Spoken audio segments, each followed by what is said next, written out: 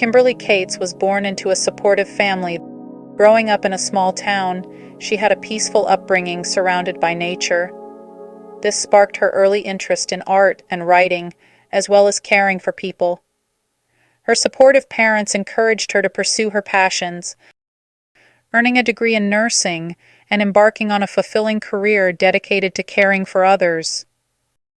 She married her long-term partner, David Cates. They shared a beautiful ceremony surrounded by close friends and family. As they built their life together in Mont Vernon, New Hampshire, they were blessed with the arrival of their daughter, Jamie, who became the heart of their family. They created a warm and supportive home where Jamie thrived, surrounded by her parents' shared values of kindness and dedication. Together, the three of them shared a life filled with love, support, and a shared commitment to making a positive impact on the world. They lived in a secluded home on Trow Road, a dirt path cutting through the dense woods of Hillsborough County, New Hampshire. It began with a sound in the early hours of October 4th, 2009. Kimberly, laying in bed with her 11-year-old daughter Jamie, sensed a presence in the dark room. Her husband, David, was out of town that night on business, leaving her and her daughter alone in their home. Kimberly, half awake and confused, reached for the bedside lamp and said into the darkness, "Jamie, is that you?" One voice answered, "Yes, Mother." Before the light could be switched on, two men appeared on either side of the bed, launching a sudden and brutal attack. One person swung a machete with force, injuring Kimberly, while the other brutally stabbed Jamie.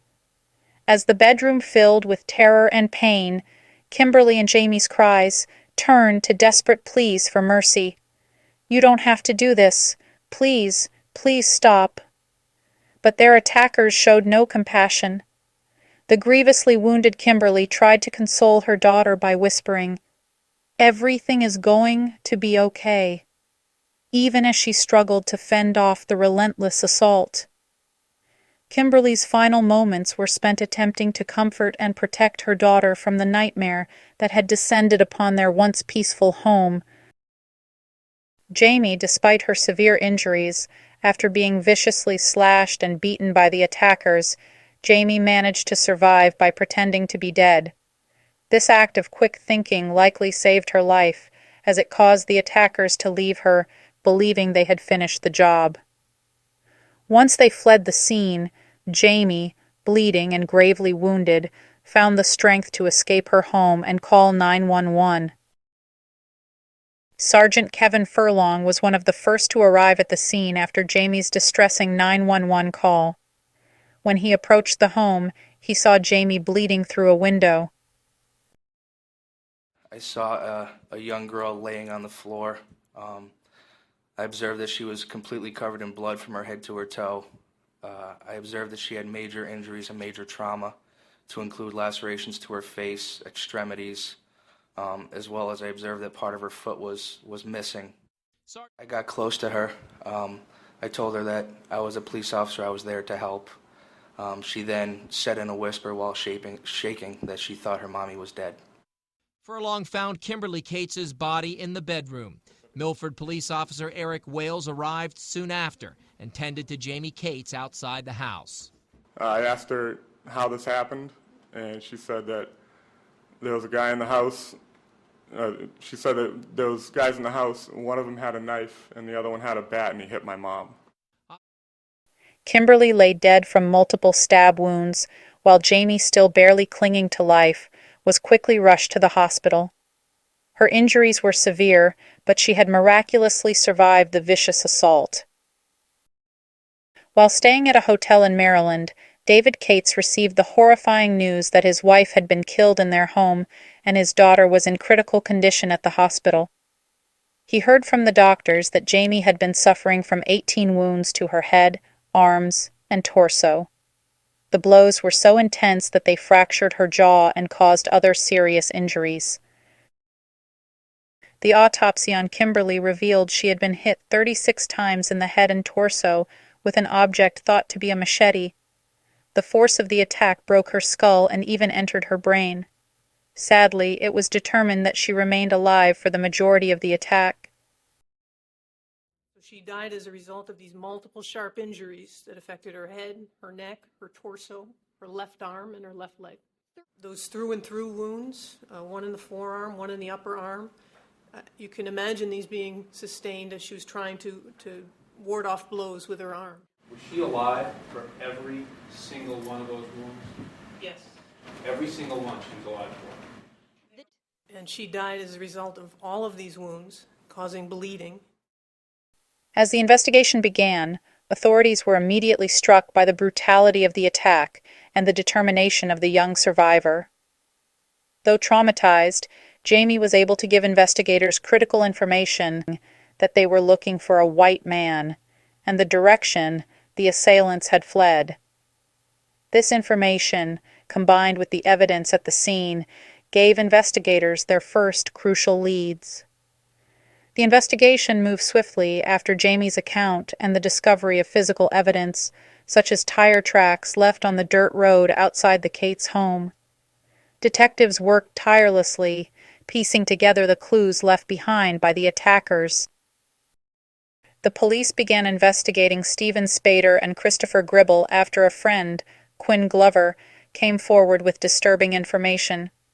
Spader and Gribble had not only confessed to the murder, but had bragged about it, seemingly proud of their actions.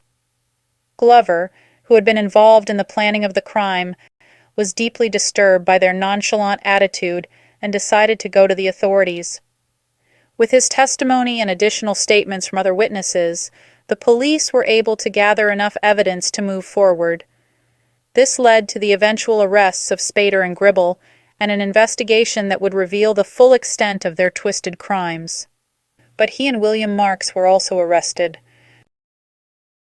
Stephen Spader was born on November 9, 1991, in Boston, Massachusetts. Despite being intelligent and capable, he had a dark fascination with death and violence that started in his teenage years. His disconnection from society grew over time, and his behavior became more erratic. Spader met Christopher Gribble through mutual friends, and they quickly bonded over their shared obsession with chaos and destruction. Spader naturally assumed the role of leader in their relationship, as he was the more dominant personality, and together they formed a group they called the Disciples of Destruction. This group was meant to act out their violent fantasies. Christopher Gribble, born on October 18, 1989, in Nashua, New Hampshire, had a seemingly different background from Spader. Raised in a strict Mormon household, Gribble had even been a Boy Scout, and on the surface appeared to be well-adjusted. However, beneath this facade, Gribble struggled with feelings of isolation and a growing obsession with violence. He had always felt like an outsider and turned to dark fantasies to cope with his anger and frustration. When he met Spader, it was like finding a kindred spirit. Gribble was eager to prove himself to Spader, and their relationship quickly intensified as they fed off each other's dark interests. As their conversations about committing offenses and violence progressed, they eventually formed the Disciples of Destruction, a group focused on acting out their fantasies of chaos and even murder. Spader led the planning, and Gribble was eager to follow through with their plans. In the fall of 2009, Spader and Gribble began plotting a violent home invasion with the intent of murder. They looked for a remote house for their plans. They chose the Cates family, selecting their home as the site of their planned atrocity. The two spent days discussing and preparing for the attack. On the night of October 4th, they entered the Cates home, armed with machetes and knives, and unleashed a brutal assault on Kimberly and Jamie. After Quinn Glover provided key information to the police, investigators began to piece together the full extent of Spader and Gribble's involvement in the murder. His statement, combined with physical evidence, such as the murder weapon, helped the police build a solid case against the two. Forensic evidence linked them to the crime scene, and they were arrested on October 5, 2009, a day after committing the murder. The arrests were carried out in Brookline, New Hampshire. During Christopher Gribble's interrogation, he provided detectives with an account of what took place in the bedroom that night. Gribble described in detail how he and Spatter entered Kimberly Cates' bedroom while she and her daughter were asleep. Steve had the machete the whole time. He liked it, thought it was cool. Yep. And we went in and started looking around. I found the box with all the breakers in it by the front door and closed off all the breakers so there wouldn't be any power. Okay. There were motion detectors around. We weren't sure if we'd set off the alarm or not, so we tried to be fast. Yeah. We looked around. All we found, other than the master bedroom door being closed, was that there was an iPod in one of the girls' rooms, and so we grabbed that. Yeah. We went towards the master bedroom, using the iPod as a light. Steve had the machete. I had the Boy Scout knife out. Steven was in the front. I was right behind him. Quinn and Billy were in the rear. Okay, so all four of you were All together four of us were together the entire time. When Steven opened the master bedroom door quietly, he looked in, and he said that there are people, but we thought he said, there's no people. So he started to get a little bit relaxed and started talking. He started to quiet us down. And then he shined the light on the bed, and that's when they woke up. Okay. The mother said something like, Jamie, is that you? Stevie threw the light. He went around to one side of the bed where the girl apparently was sleeping. I started to circle around to the other side in case something happened. And Billy and Quinn stayed by the door. Okay. Quinn, I think, it was either Quinn or Billy, said later that they closed the door just in case. The mom sat up in the bed, started asking who was there, what was going on, tried to turn on the lamp and it didn't turn on. Yep. And when she did that, Steve started hacking at the bed with the machete. Okay. They started screaming because they heard something. Apparently he missed them mostly. But I heard him hit the mom. And so I dove in and stabbed her a few times in the chest. Probably 2 or 3. Yep. Pretty sure it was 3. She started gurgling. Steve was just hacking away. He totally lost it. I was controlled, but I didn't really feel much of anything. Yep. Okay. I thought I would, but I didn't. What were Quinn and Billy doing? They stayed by the door. They didn't do anything. All honesty. We did everything. The girl jumped up. I almost sensed her in the dark get up and jumped over her mother as Steve was hacking away, and she jumped right into my arms. I stabbed her once towards the face. I hit bone. I felt the knife skip off and didn't go in. Then I went for the front. I stabbed her somewhere on the front right chest area. I tried to twist her around so I could get a better shot at her heart. It was automatic. I didn't even think about it. I automatically did it. Yeah. I stabbed her a couple times in the back as I was swinging her around, and she got free of my hand and went flying into the glass door, knocked her head, stopped crying completely. Okay. I figured she was probably toast. Yeah. So Mom was still gurgling and kind of breathing deeply. Steve just went at her. I was actually kind of scared of him. He just kept hacking at the bed, came over at our side and hacked at it some more. Yeah.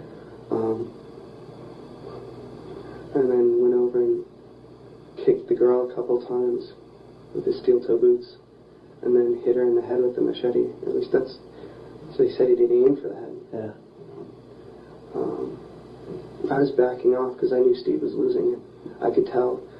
Then he turned around. He looked like Jason from Halloween with the machete in his hand. And I told him, Steve, relax. It's just me. It's Chris. He was breathing hard and relaxed. And Quinn had the good sense to go turn the breakers back on and the lights went on. Yeah. The mom was obviously not going to make it. The girl I was pretty sure wasn't going to. She was completely out. There was blood all over the place. There's at least one slash across the mom's face, down from the top left to the bottom right, where I could see where he dented her skull with the machete, and her eye was hanging out almost. Steve hacked her a couple more times after that and threw the blanket over, but she was still breathing. Yeah. So I went over and stabbed her in the side of the neck to make sure her artery bled out. Not a lot came out, so I figured she was probably gone. I figured 3 stab wounds to the girl would probably have her gone anyway, so we didn't bother checking her. We grabbed just what jewelry we could find, and ran for it, pretty much. Where'd you go out? How'd you get out of the house? We went back out the same way we went. Afterwards, Steve said that on some wall by the door, he cut dye into the wall with the machete. We made sure we had everything, and we left. Gribble even asked Detective Marshall if Jamie was still alive. If you don't mind me asking, what kind of condition is the girl in? Like, is she awake and okay, or in coma, or what? I haven't heard today. Okay. I'm just curious to see how she's doing. I kind of feel like now that I hope she gets better. She's going to get better. We put it all behind her. A lot of injuries, a lot of surgery. She'll get better. That's good. The trial began in October 2010. Among the key witnesses was Kyle Fenton, who described how both Spader and Gribble were reacting after the attack. He seemed proud of what he had done and at points laughing hysterically. You said that Billy was actually listening and during this conversation. What was Billy's response to all this when the defendant and Chris were talking about the murders? He was standing off on the side, being very quiet. He did make comments kind of defending himself for the fact that he was locked in the basement, and it was mostly just comments about how it was the first time he had ever broken into a house and he was scared. That's what Billy was saying? Yeah. What about the defendant and Chris? Were they saying how they were scared? Not at all. The opposite? Yeah, it was complete opposite. From what the defendant and Chris were talking about, did they appear to think that they had killed both of the victims in the bedroom? Yes, they did. From the conversation, was the power off the whole time? The whole time that Stevie was supposedly chopping at the bed and they were actually doing anything in the house, the power was supposedly off. After that, after they had thought that both victims were dead, Chris said that he went and turned the power back on. Did the defendant say how the bedroom looked after the power was turned on? He said that it looked like a Halloween movie. As a teenager attending a cadet camp, Christopher Gribble confided in a counselor about his dark and violent fantasies, prompting his alarmed parents to seek professional help. During his mental health evaluation, Gribble revealed his fear that he might one day commit acts of sexual violence. Although the psychiatrist identified traits consistent with antisocial personality disorder, but given his age, they determined it was too early to make a conclusive diagnosis. I was informed that he had thoughts of wanting to kill his parents. Dr. Grace Tallarico said Gribble also expressed concern he could become a serial rapist, and she sent him for in-depth psychological testing. We talked about the MMPI that showed characteristics of sociopathic personality and antisocial personality. But at some point along the line in Chris's seeing Dr. Tallarico, she called us and said she wanted to meet briefly with both of us. We came in and she said, I need to talk with you about a number of issues that have come up during counseling. She said that there had been an issue of what she called inappropriate touching with somebody at church. And I said, what does that mean? She said somebody touched him inappropriately. I said, did someone molest my child? And she said, no, it was just inappropriate touching. Somebody put their arm around him. And I said, okay. And she said, and also you need to know he's made death threats against both of you. And we said, is it serious? And she said, no, I think it's just, you know, how teenagers say, oh, I wish you were dead, and he's blowing off steam, and he's not a danger to anyone. It's not a problem. So was that the first time you found out about the... That was the first time I found out about it. And at least what you were told, it didn't sound serious. No, and she said, I have to tell you legally, I have requirements when there have been death threats made. I have to tell you and inform you. She said, but in my opinion, there's no issue there at all. He's not a danger to himself or to you. David Spader's girlfriend took the stand to discuss Gribble's strange demeanor, even though they often called him Creepy Chris with their friends. She detailed the group's interactions, the uncomfortable dynamic between them, and how Gribble's unsettling behavior impacted the friendships. See, he was always a gentleman, but he was just a little off. But the defendant was perfectly calm and controlled the whole time, wasn't he? Yes. She also testified that in that case, at least, Gribble called Spader to task. He said, you don't talk to the cops, I talk to the cops. You have your specialty and I have mine. Creepy Chris. And why was that? Because he always tried to flirt with my friend and I. William Marks and Quinn Glover faced the courtroom as they took the stand, owning up to their involvement in the heinous crime. Although neither wielded the weapon, their silence was damning. Throughout the ordeal, while both mother and daughter lay bleeding in the room, neither Marks nor Glover made any attempt to intervene or call for help. The duo had been accomplices from the beginning, joining forces with Stephen Spader and Christopher Gribble in what started as a burglary but escalated into a brutal attack. Their passive presence in the face of violence showed a horrifying level of indifference, raising questions about how far guilt extends when one stands by and does nothing. Marks and Glover were ultimately charged with burglary, conspiracy to commit burglary, and armed robbery. Despite not directly committing the murders, they were sentenced harshly, Marks to 30 to 60 years and Glover to 20 to 40 years in prison. Their sentences reflected the gravity of their involvement and failure to act. You planned and you watched and you celebrated the unspeakable horrors that you inflicted on an innocent mother and child. Just because you testified against your co-defendants, and we call that cooperation, does not mean that there is any redemption for you here today. James Marks calls out, "I love you" to his son. "I'll call soon," as Billy is escorted out to begin his 30 to 60-year lockup at the New Hampshire State Prison. David Cates and a handful of family and friends were in the front row. Mr. Cates declining to give a statement in court, but asking lead prosecutor Jeff Strelzin to present his thoughts. Mr. Cates told me that he understands the plea, but he doesn't like it. He has no sympathy for this defendant. He feels that he's getting off light. James Marks, always willing to answer media questions, admitted it's painful and uncomfortable to sit so close to David Cates. It's very emotional. I like to go say something to the guy, but, I wouldn't, I don't know if he'd be receptive to me. Or What would you like to say? How sorry I am, my family is, my son certainly is. Then, sentencing time for the uber-polite Quinn Glover, who always answers in sir and ma'am, who prosecutors say had the least to do with the violent attack, and who turned state's witness against his buddies Gribble and Spader. Glover addressed the judge with the only apology the Cates family has heard in this courtroom. But every morsel of food that I eat, every breath of air that I take, every beat of my heart, I think of what we have done. I know that there is nothing that I can do that will ever atone for my terrible actions. Stephen Spader faced his fate in court as Judge Gillian Abramson sentenced him to life in prison without the possibility of parole. Convicted of first-degree murder, Spader showed no emotion as the judge condemned him to live the rest of his days behind bars.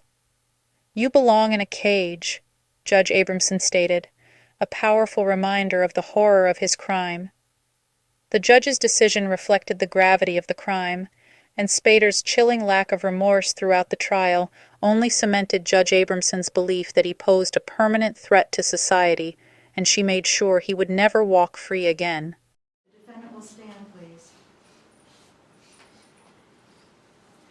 In reaching a decision on sentencing, I consider a number of factors. I consider the nature and the circumstance of the charges. I consider the evidence produced during trial. I consider the arguments made by the state and the statement made by Mr. Cates. I also consider whether there are any mitigating factors, and there are none. I consider whether there are any aggravating circumstances. Those aggravating circumstances are exponential in number, including but not limited to your threatening behavior towards witnesses right here in this courtroom during the trial, requiring this court on 3 separate occasions to admonish you through counsel. I also consider the goals of sentencing, which are punishment, specific deterrence, general deterrence, segregation from the community, and rehabilitation. And I find that all of those goals are met by the sentence proposed by the state.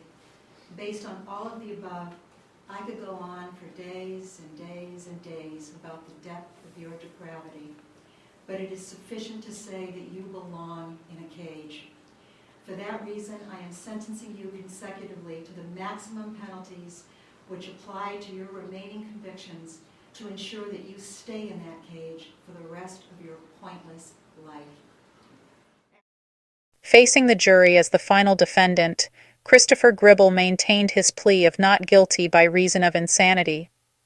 Over 3 days, he gave a long and disjointed testimony, often rambling and contradicting himself in his explanations. In fact, he appeared almost eager to talk, engaging the prosecution in verbal sparring matches and often volunteering more information than necessary. He spoke at length, offering disturbing details with a level of enthusiasm that left many in the courtroom uneasy. You're saying you're legally insane. I'm saying as my defense, yes. Do you not believe in your defense? I do believe in my defense. So you're saying you were legally insane. Yes. You're a dangerous guy, right? I could be considered dangerous, yes. You actually told Dr. Johanns about a month ago that the people in the jail have no idea how dangerous you are. No, they don't. Is that one of those times when you did that smile? Is that one of those times when you can kind of fake your body language? You told me yesterday. No, I smile because it's funny that all the people in there have no idea who they're messing with. Well, they may not, but you'd agree the Cates family certainly knows how dangerous you are, right? Well, yes. You made sure of that, right? Made sure of it, yes. I guess you could say that. And I went back and forth within the space of like 10 minutes between incredibly angry and incredibly sad. And told him exactly how I wanted to torture my mom to death and how. Jurors might have seen you getting upset yesterday when she testified. Yes, I was very upset. And did you have any urges to hurt her yesterday? Oh, very much so. Now, I know that it is a possibility that legally it is possible, if I were sent to the secure psychiatric unit, that I could get out again. I don't think it's probable at all. I think the possibility is one of those sort of 1,000,000 to 1 sort of things. But I know it's possible. And if I did get out, I think it is possible that I could kill again. If you get out, you might kill again. Yes. Following his testimony in court, Christopher Gribble was sentenced to life in prison without the possibility of parole after he was convicted of first-degree murder. The jury rejected Gribble's plea of reason of insanity and found him fully responsible for his involvement in the horrific murder of Kimberly Cates and the attempted murder of her daughter, Jamie Cates. In addition to the life sentence, Gribble received multiple consecutive sentences for charges including attempted murder, conspiracy to commit murder, and burglary. The court's decision ensured that he would remain behind bars for the rest of his life, a reflection of the severity of his actions. His lack of remorse, coupled with his chilling and seemingly eager testimony, may have played a significant role in his sentencing. Foreperson that the verdict is guilty, so say you all, ladies and gentlemen? Yes. Yes. Handcuffed the minute the first guilty verdict was read, guilty on all charges. Christopher Gribble then came back 20 minutes later, shackled, in a jail jumpsuit for his sentencing and for the powerful impact statement from David Cates. Through these accounts, I have heard my wife's last breath. I have listened to my child's screams. I have watched as Jamie's perfect little body was mutilated and tortured. Following the tragic loss of her mother and the trauma of her own injuries, Jamie Cates has chosen to dedicate her life to helping others. Instead of letting her experiences hold her back, she has become an advocate for violence prevention and a symbol of resilience. Jamie uses her story to connect with people and promote awareness. In honor of her mother, Jamie also raises funds for organizations that support survivors of violent crimes. Through these efforts, she provides resources for those who face similar challenges, helping them find healing and strength. Her work is a powerful example of turning pain into purpose. I am studying public health. We are on the home stretch, just about to graduate. I have an internship left. Yeah, we're playing field hockey at UNCW. That's fun. I just started that up again. Yeah, just living every day like it's the last, right? 10 years to the day, the tight-knit community at Amherst Country Club, the 9th annual Kimberly Cates Memorial Golf Tournament, celebrating Kim's legacy, a woman whose happiness and enthusiasm live on in her daughter. This town, the little town, Amherst, Mont Vernon, I mean, honestly, the state even, I wouldn't even, I think, like, yeah. Everyone has come together and shown so much support.